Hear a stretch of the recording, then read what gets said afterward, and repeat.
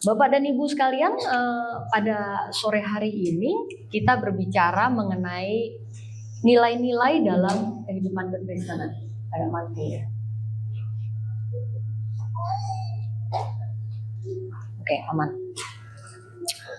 Jadi kalau kita bicara nilai-nilai dalam kehidupan kekristenan, kita sebagai orang yang hidup di dunia, sejak kecil tuh sebenarnya kita sudah menerima nilai-nilai, terutama yang dari orang tua kita kan ya. Bagi Bapak dan Ibu yang memang ada dalam berbagai culture, berbagai suku, bahasa, itu biasanya tetap ada nilai-nilai yang diturunkan dari orang tua, ya kan?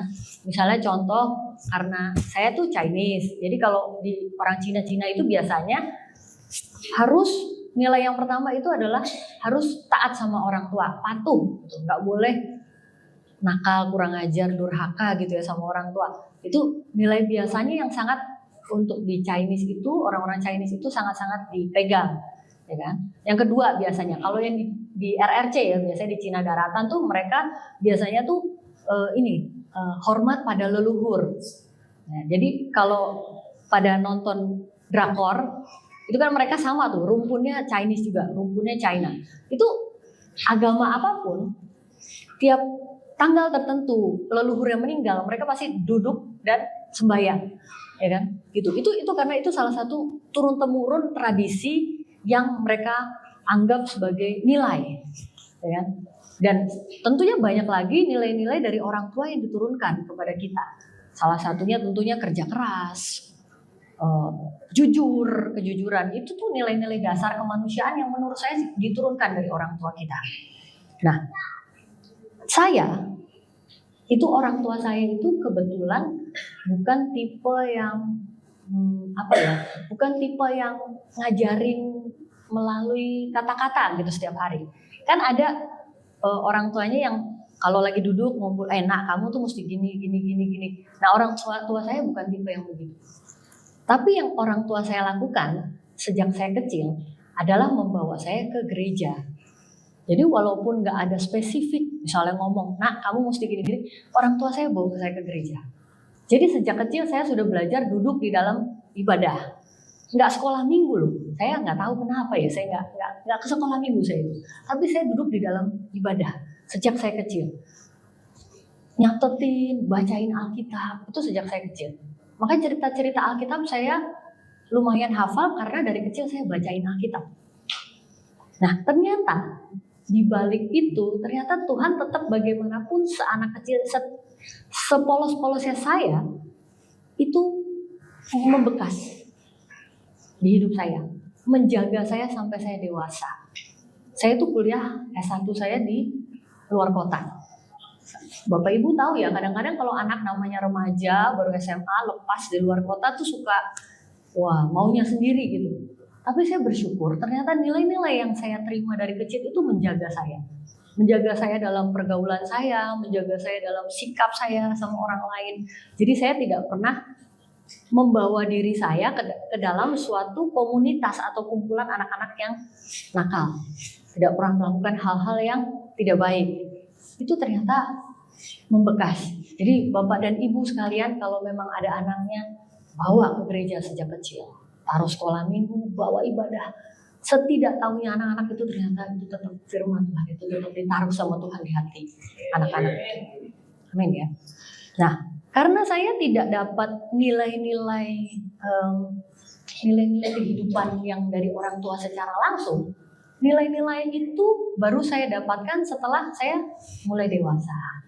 Lulus kuliah, udah mulai banyak masalah yang muncul di kehidupan, ya kan?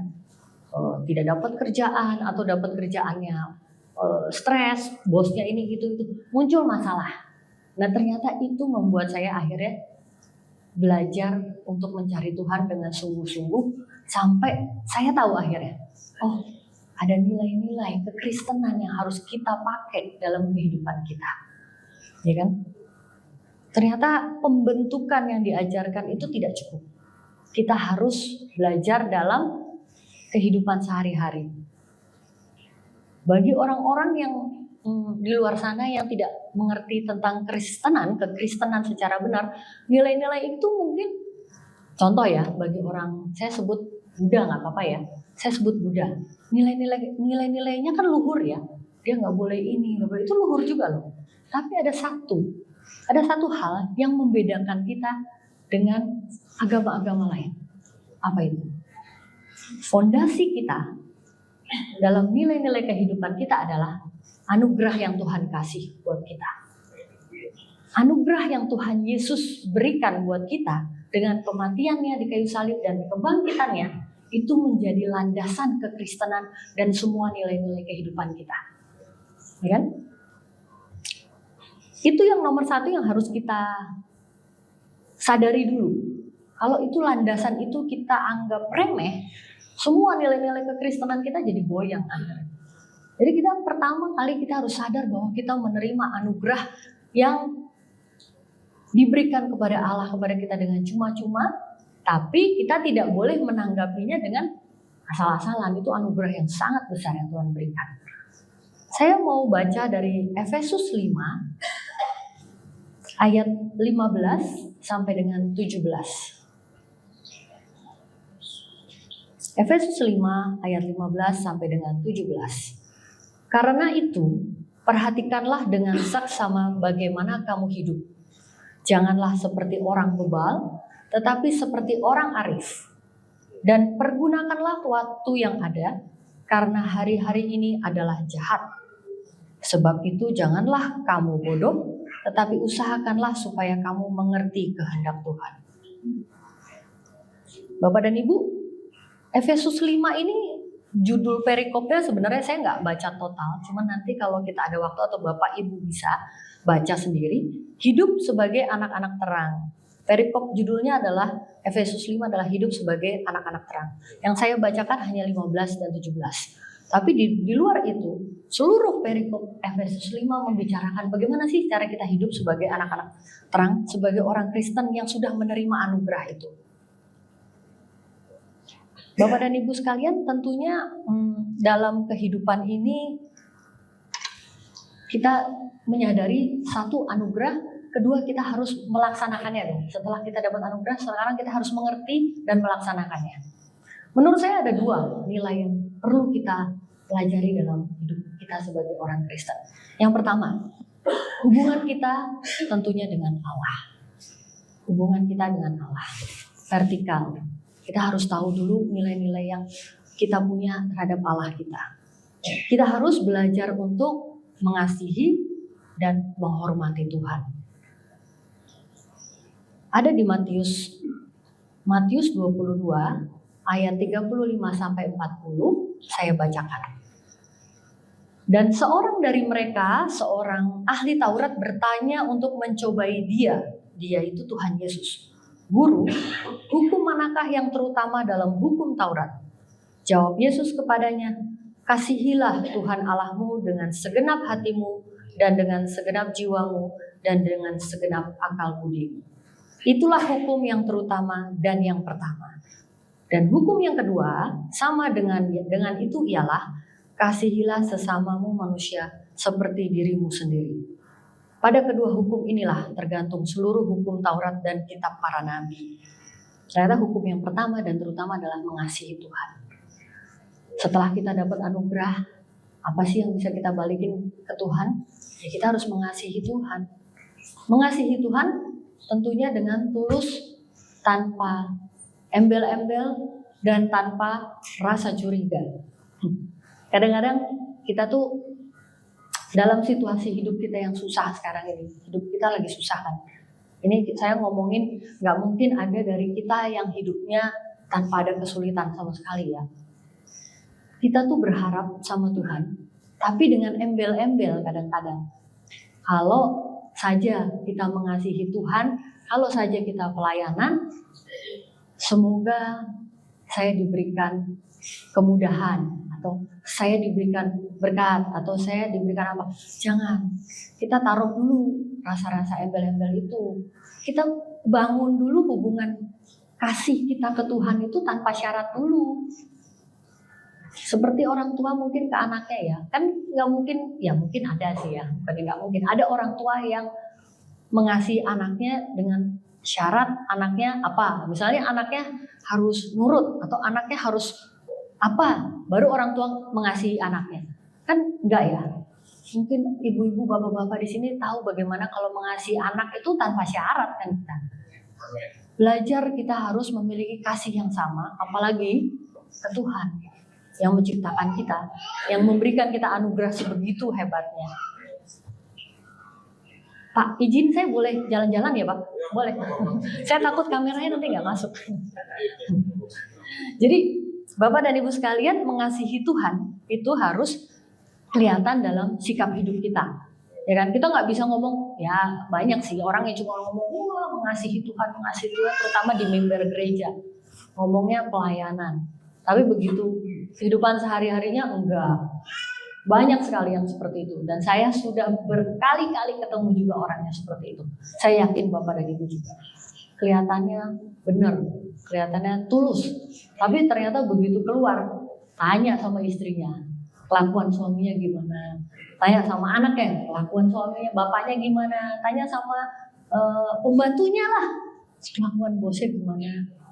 Banyak yang nggak sesuai dari omongan sama dari kelakuan.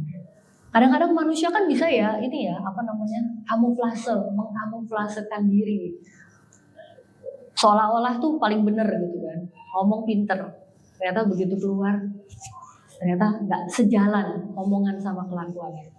Berapa banyak yang kita tahu akan begitu? Banyak. Salah satunya siapa? Mantan bos saya. Jadi gini ceritanya nih Bapak Ibu. Saya kan kerja, saya bilang tadi saya kerja ya. Saya pindah di tempat baru ini baru sekitar 6 bulan. Jadi di tempat kerja saya sebelumnya, di perusahaan saya sebelumnya itu saya keluar karena ada masalah juga. Masalahnya integritas sebenarnya. Masalah integritas. Tapi nanti saya ceritakan yang lain. Yang saya mau highlight adalah bos saya ini. Jadi bos saya ini itu kayak perwakilan yang punya gitu loh, perwakilan pemilik. Jadi levelnya tinggi sekali. Tapi dia lupa bahwa sebenarnya ini tetap aja bukan perusahaan dia kan, itu perusahaan pemiliknya. Dia tetap menjadi wakil dari pemilik. Tapi begitu, antara omongan sama kelakuannya beda. Dia rajin sekali setiap hari, hampir setiap hari itu nulisin kata-kata bijaksana di WhatsApp grup, disebar ke semua orang. Kalian itu harus punya hati kepada perusahaan. Kalian itu harus memimpin dengan contoh. Begini, begitu. Tapi ternyata waktu kelakuannya nol. Jadi kita yang baca kan bingung juga ya. Ini gimana ini orang ya? Antara ngomong sama kelakuan kok nggak ada ya. Siapa yang mau ngasih tahu dia? Mau ngasih tahu dia dipecat lah, ya kan? Tapi ternyata itu terjadi. Itu akhirnya menjadi bahan tertawaan kita dong. Yang menerima, bacanya apa sih ini orang, ya ampun bos, kemarin lu marah-marah sama kita, sekarang lu ngomong tentang leadership, seorang pemimpin yang bijaksana lah, kemarin padahal omongannya udah gak ada yang bener, dia menyuruh ini itu yang tidak sesuai, tapi tiap hari, kayak renungan, beneran saya pikir-pikir kayak renungan yang dia share tiap hari tuh, padahal terakhirnya saya baru tahu apa, itu dia kopas dari ChatGPT, ya ampun. Ini bapak ibu, jadi ada aplikasi ibu-ibu ChatGPT namanya, itu AI pinter ngomongin macam-macam gitu. Tapi kalau kita nanya nih, ini apa ya, dia akan bisa ngasih jawaban. Nah itu di copy sama dia, dipindahin ke grup, jadi seolah-olah, wih bijaksana ternyata ChatGPT, gitu bapak. Jadi jangan kita seperti itu contoh pembelajaran saya yang saya dapatkan dari bos saya itu apa? Jangan jadi seperti dia. Saya berusaha jadi leader yang tidak menjadi seperti dia. Karena saya harus konsisten antara omongan saya sama kelakuan. Kan kita dilihat orang ya. Kita tuh jadi kayak seperti surat yang terbuka. Semua orang tuh bisa baca kita. Apalagi saya berdiri di sini, saya ngajarin orang. Terus kelakuan saya misalnya ya aneh banget, nggak bener sekali ya. Saya akan dituding orang. Jadi kadang-kadang saya senang sih, sering-sering saya sharing firman gini, itu jadi pedang bermata dua buat saya. Ngingetin saya terus, supaya saya konsisten antara yang saya ngomong sama kelakuan saya gitu. Jadi ini buat para hamba Tuhan, beratnya berdiri di sini tuh apa? Yaitu ngomong sama kelakuan harus sama. Nggak menjadi yang berdiri sama yang kelakuan kita berbeda itu akan dilihat jemaat. Jemaat memang ngeliatin, kan kita sering dengar, udah jangan percaya sama manusia, lihatlah Tuhan. Ya nggak bisa, jemaatnya pendetanya di depan situ, matanya ngelihat, ya kan, ngelihat gitu loh. Pendetanya suka ngaco-ngaco, terus dia kalau ngomong, wah, ada pendeta yang firmannya kencang, kita harus beri buat Tuhan apa? Ternyata uangnya diambil buat diri sendiri. Itu ada juga kan. Saya nggak bilang di mana ya, pokoknya ada lah. Tapi kan itu jemaat tahu. Dan itu akhirnya jadi bukan pedang bermata dua, itu mah jadi suatu hinaan buat pendetanya dan hamba Tuhannya. Dan akhirnya kan Tuhan juga yang merasa dirugikan gitu loh. Wah, hamba Tuhan kayak gini gitu. Nah, kita belajar, walaupun kita tidak berdiri di sini, walaupun kita mungkin sehari-hari cuma ibu rumah tangga, tapi kita belajar, kita mengasihi Tuhan dengan tulus. Kelihatan loh, ibu rumah tangga yang mengasihi Tuhan dengan tulus itu kan waktu cuci piring, ya kan? Waktu masak, kalau masak lagi emosi, cabenya banyak bener gitu kan? Itu kelihatan, asin gitu. Jadi tetap gimana pun, apapun pekerjaan kita, apapun yang kita lakukan, kita harus belajar mengasihi Tuhan dan itu tercermin dalam kehidupan kita. Amin.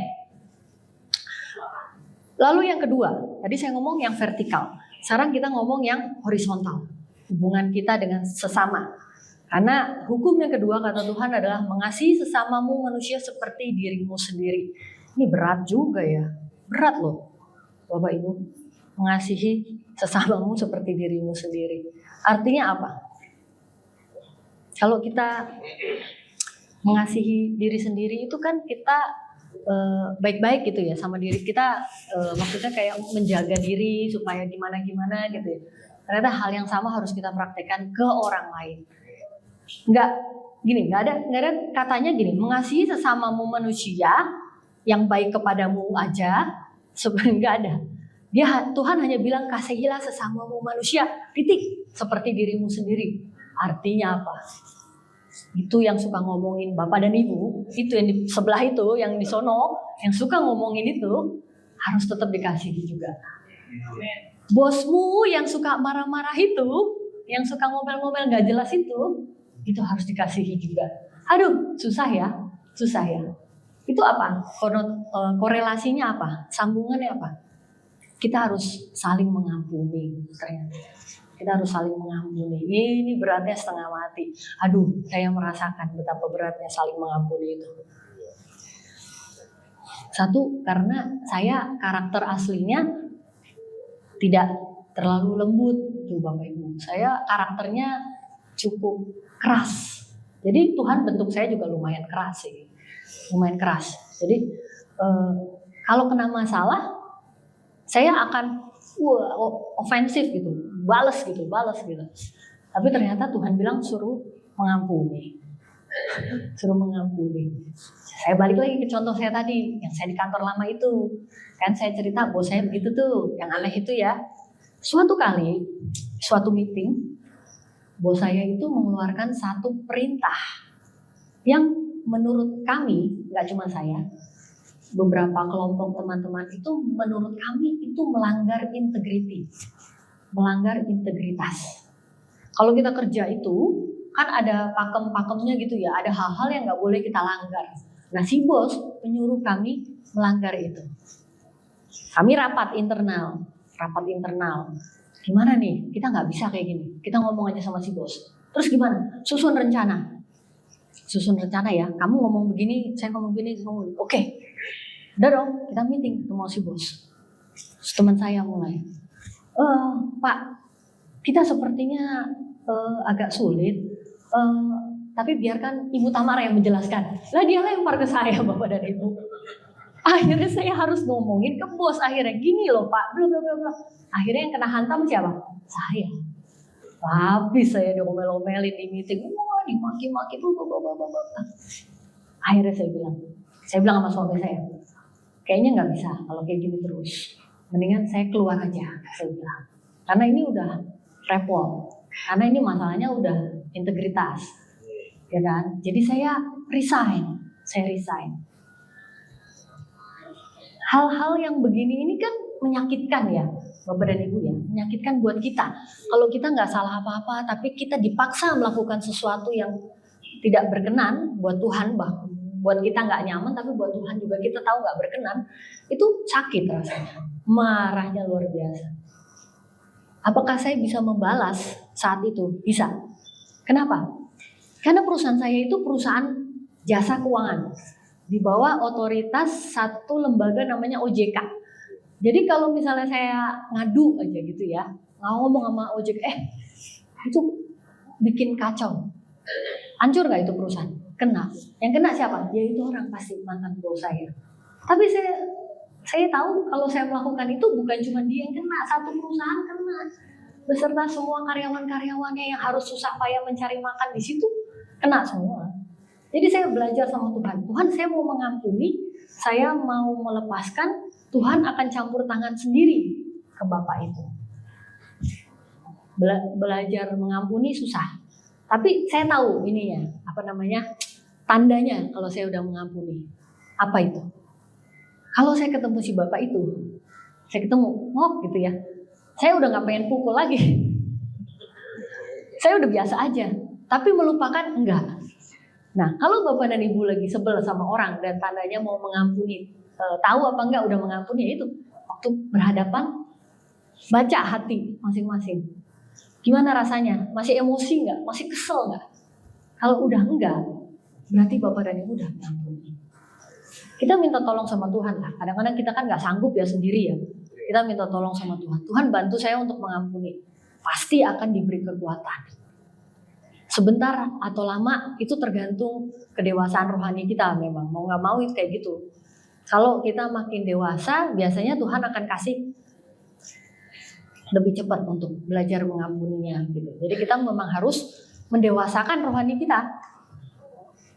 Lalu yang kedua, kita berbicara soal satu, mengampuni. Dua, integritas. Integritas sama kejujuran. Bapak dan Ibu ingat nggak cerita tentang Yusuf? Yusuf itu kan dibuang tuh sama saudara-saudaranya yang waktu itu membuang. Terus Yusuf harus ke Mesir, terus jadi masuk tawanan, masuk penjara. Tapi Yusuf itu mendapatkan kasih sayang dari juru penjara, apa ya namanya, kepala sipir kali ya. Kalau sekarang kepala sipir ya kali ya. Ya. Jadi si Yusuf ini dapat kasih sayang. Jadi di antara para tahanan, si Yusuf ini jadi ketua. Artinya dia yang ngurusin makanan, dia yang ngurusin ini itu. Dia dapat kasih sayang. Lalu Yusuf naik, pas keluar dia dapat kasih sayang dari Potifar. Ya kan? Sebelum diganggu sama istrinya Potifar. Dia udah jadi orang wakilnya Potifar tuh. Sebelum tuh diganggu, kena masalah lagi, akhirnya malah ujungnya dia jadi orang nomor 2 setelah Firaun. Bapak dan Ibu, Yusuf itu tinggalnya di Mesir. Tapi harap dicatat, waktu itu orang Mesir itu tidak percaya Allah. Mereka menyembah dewa-dewa dan patung-patung. Jadi kalau orang yang menyembah dewa dan patung percaya sama Yusuf, berarti pasti bukan karena Yusuf orang Kristen. Bukan karena Yusuf ini percaya kepada Allah Yahweh waktu itu. Tapi karena integritas Yusuf, karena kejujuran Yusuf, karena kepandaian Yusuf. Ya kan? Itu yang menjadi kunci. Jadi kalau kita sebagai orang Kristen mau jadi seperti Yusuf, ya kita harus menjunjung tinggi yang tadi saya bilang, integritas sama kejujuran dalam setiap hal. Integritas harga mati kalau buat saya. Terutama saya yang kerja ya, saya yang kerja loh. Waduh, godaannya kan banyak sekali kalau di dalam pekerjaan itu ya, segala macam bisa diatur. Apalagi saya tuh orang keuangan. Bapak dan Ibu tahu kalau orang keuangan tuh suka banyak sogokan-sogokan gitu loh. Dari bank, dari mana gitu. Tapi kalau kita punya integritas, tanpa kita ngomong, gesture kita, cara kita bersikap, cara kita ngomong, orang akan tahu kalau ini orang gak bisa diapain. Orang ini gak bisa disuap. Tanpa saya mesti mengeluarkan identitas kekristenan saya, orang-orang pasti udah tahu. Jadi sama seperti Yusuf yang punya integritas dan kejujuran, itu juga harus kita terapkan dalam hubungan kita dengan sesama kita, dengan orang sekitar kita. Lalu yang 1, 2, 3, 4. Sekarang yang keempat itu adalah saling menghargai. Saling menghargai. Oh ya, saya sebenarnya ada satu cerita sedikit mengenai pengampunan ya. Saya baru ingat. Kenapa? Karena ini baru sekali kemarin banget. Bapak dan Ibu ada yang dengar podcastnya Melanie Ricardo dengan Jason Irwan nggak? Oh, ada. Bagus ya Pak, memberkati sekali ya. Jadi gini, Jason Irwan itu pengarang lagu. Jangan tahu ya, Bapak dan Ibu yang nyanyi. Papa sentuh hatiku, itu salah satu lagunya. Ubah hidupku. Nah itu sangat lagu-lagunya itu sangat memberkati kita semua. Saya baru tahu di podcast itu kalau ternyata Pak Jason Irwan itu adalah seorang homoseksual. Seorang homoseksual. Dia menjadi homoseksual karena apa? Diperkosa sama tukang becak waktu dia kelas 5 SD. Jadi hidupnya tuh sangat miskin. Dia tuh sangat miskin.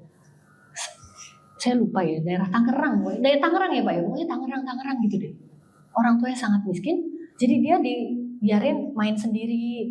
Nah, suatu kali dia dalam perjalanan lagi mancing sama anak-anak kampung kali ya, dia mancing pulang sendirian, ada tukang becak lagi mandi, ngelewatin kali itu kan, tukang becak lagi mandi, dia ditangkep.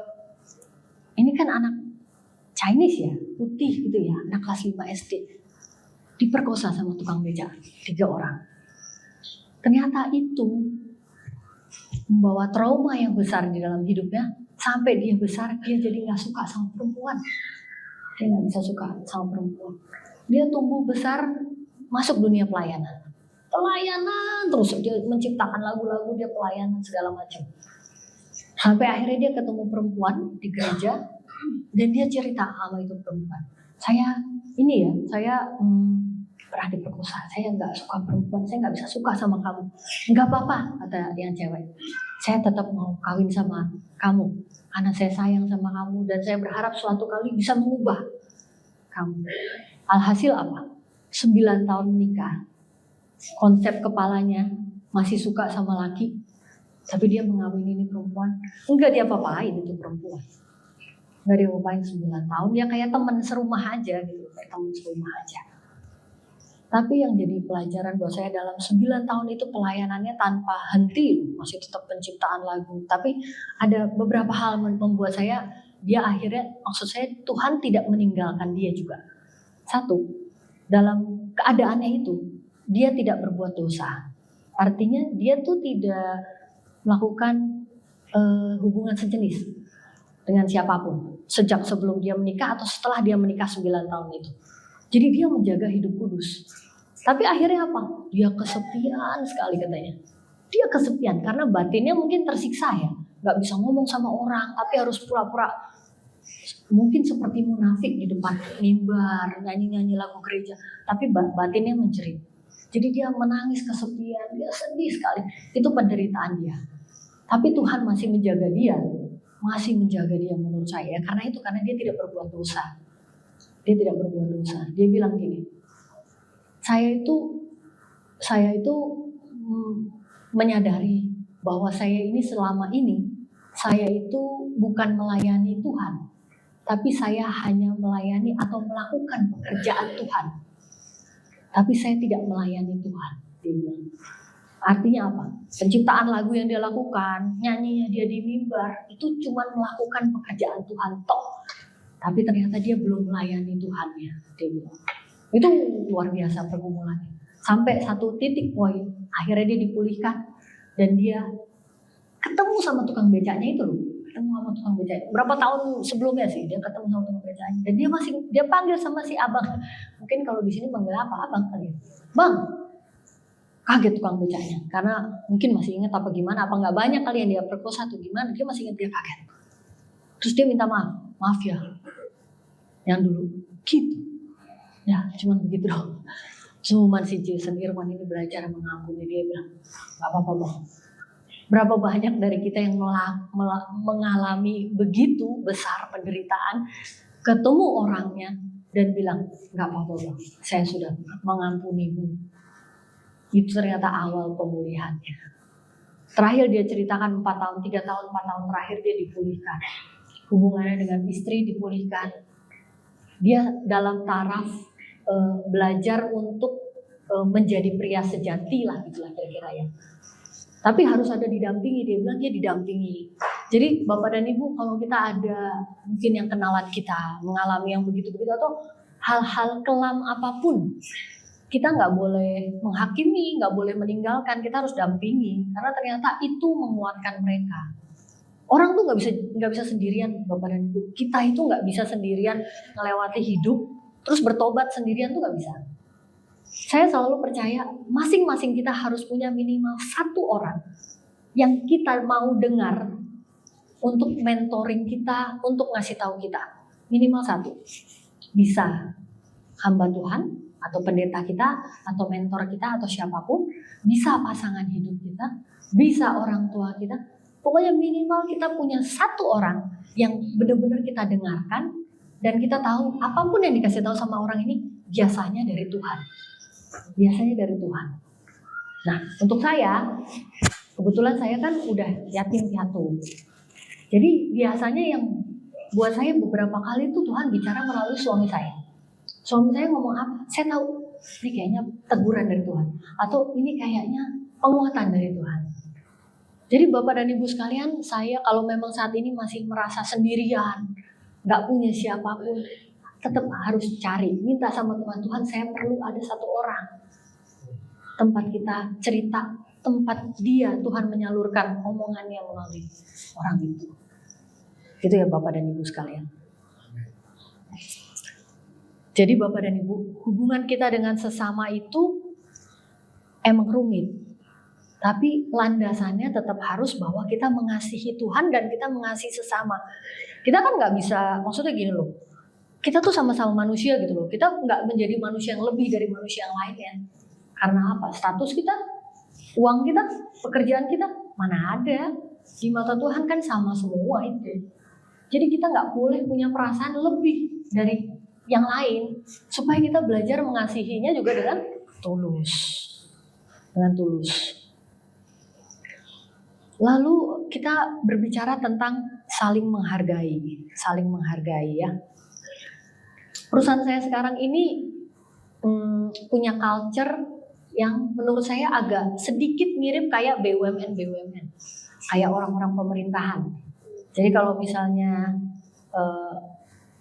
si bos ngomong, orang-orang jawab, Pak izin menjawab, Pak izin mau ngomong, Pak ini izin dulu, izin kebanyakan izin lah. Pokoknya kalau lagi meeting tuh kebanyakan izin, saya pusing juga gitu.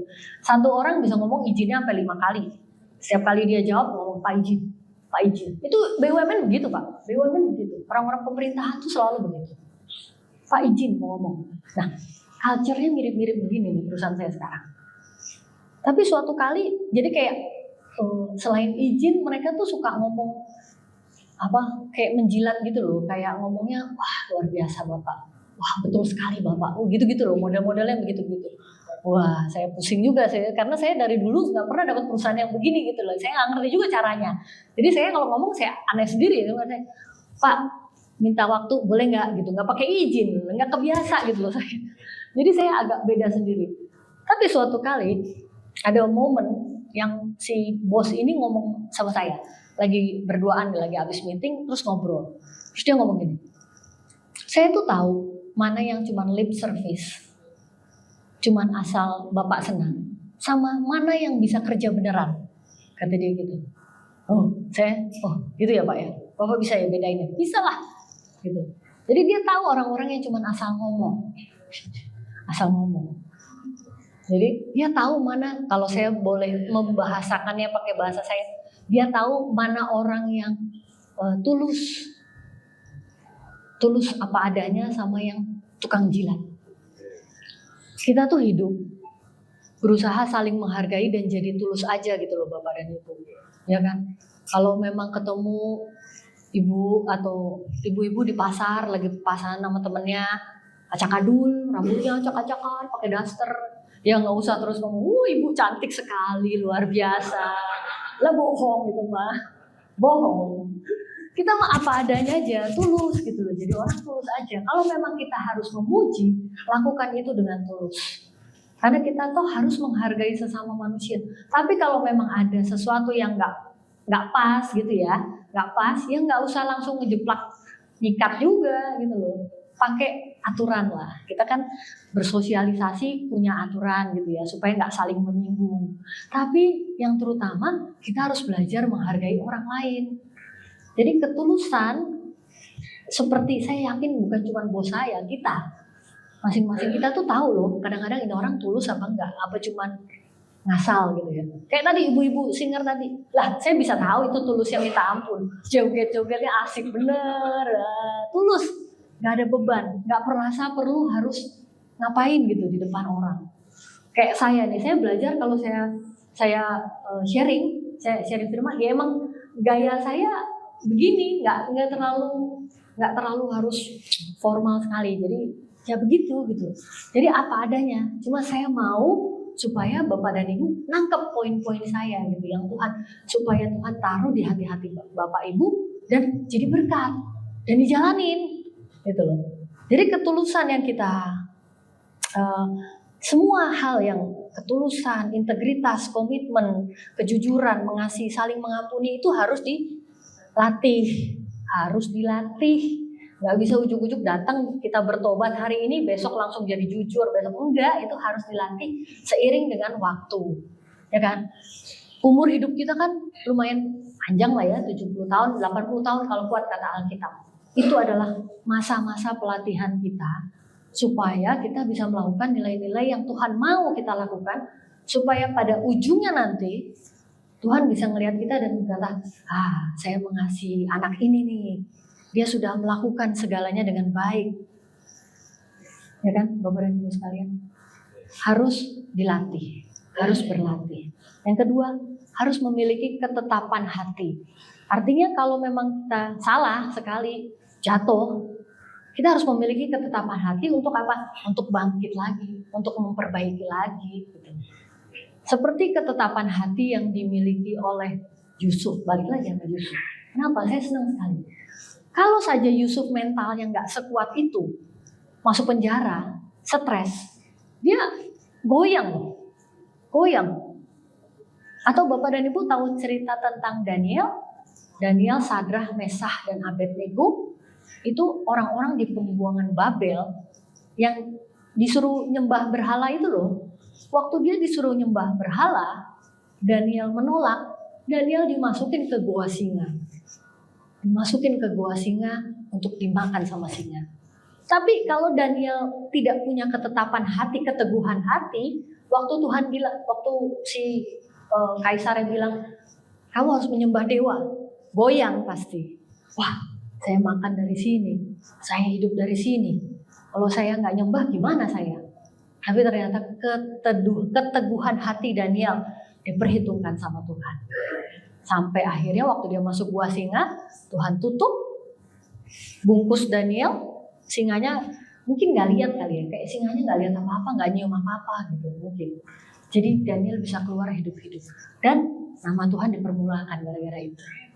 Ya, amin. Jadi Bapak dan Ibu memiliki ketetapan hati dan selalu minta pertolongan Roh Kudus tentunya. Tentunya itu adalah gongnya. Jangan lupa berdoa, belajar firman, minta pertolongan Roh Kudus. Kalau enggak, gimana? Kita kan manusia biasa, kita nggak sanggup melewati ini sendirian. Kita nggak sanggup berjuang sendirian tanpa Roh Kudus. Jadi tetap Roh Kudus harus dilibatkan. Doa, minta Roh Kudus pimpin supaya kita bisa melakukan yang terbaik dalam hidup kita ini. Jadi akhir kata Bapak dan Ibu, saudara-saudara sekalian, kita mengarungi kehidupan yang cuma sementara ini, kita harus punya alat, kita harus punya tools supaya kita bisa melewatinya sesuai sama kehendak Tuhan. Supaya pada ujungnya nanti balik lagi ya, kita meninggalkan dunia ini dengan suatu keadaan yang berkenan di hadapan Tuhan. Ya, jangan sampai kita cuman karena kefanaan yang sesaat ini kita jadi hilang di mata Tuhan dan akhirnya kita nggak ketemu Tuhan. Semoga ini jadi berkat buat semuanya. Amin.